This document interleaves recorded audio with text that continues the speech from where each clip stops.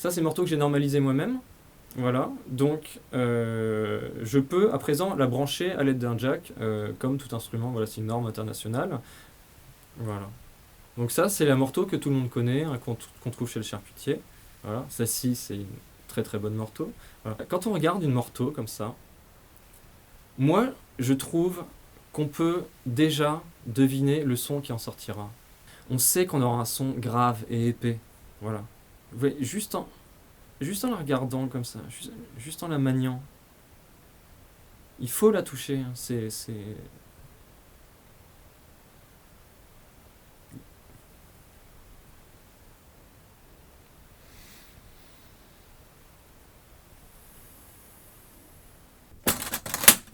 Alors ici, j'ai constitué une gamme diatonique en fait, une très belle sélection de Francfort, mais je m'aperçois que j'ai un problème avec mon fa dièse.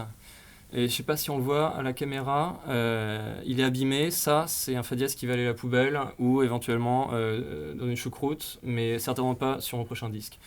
En fait, une Francfort telle quelle, on n'en sortira rien. Hein. C'est vraiment, on pourrait la secouer comme ça donnera rien. Il faut aller chercher vraiment ce qu'elle a à nous raconter. Voilà. Alors des fois, ça vient pas tout de suite. Voilà. Et oui, là oui, voilà, ça y est, on l'a, elle est là. Voilà. Voilà. La saucisse industrielle a un avantage, c'est qu'elle est plus régulière dans son homogénéité et un petit peu plus stable aussi que la saucisse de charcuterie. Voilà. Mais elles sont fragiles, c'est ça le problème. Là, par exemple, si je veux un peu aller chercher comme ça dans les aigus, là, vous voyez ce qui se passe?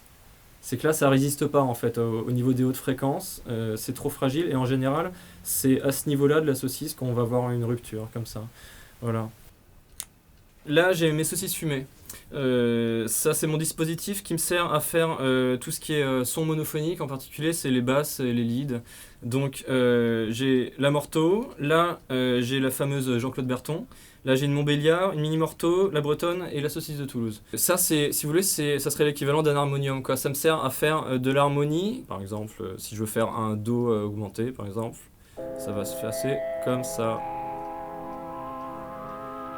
Voilà. La merguez et la chipolata, je m'en sers pour faire certains effets qu'on aime beaucoup en ce moment dans la musique électronique, par exemple. Comme par exemple, attendez, je vais juste monter un petit peu là, parce qu'on entende bien. Et là, voilà. Et là, j'ai évidemment mon pad qui me permet de faire des rythmiques. Alors voilà, attention, la caisse claire, et 1.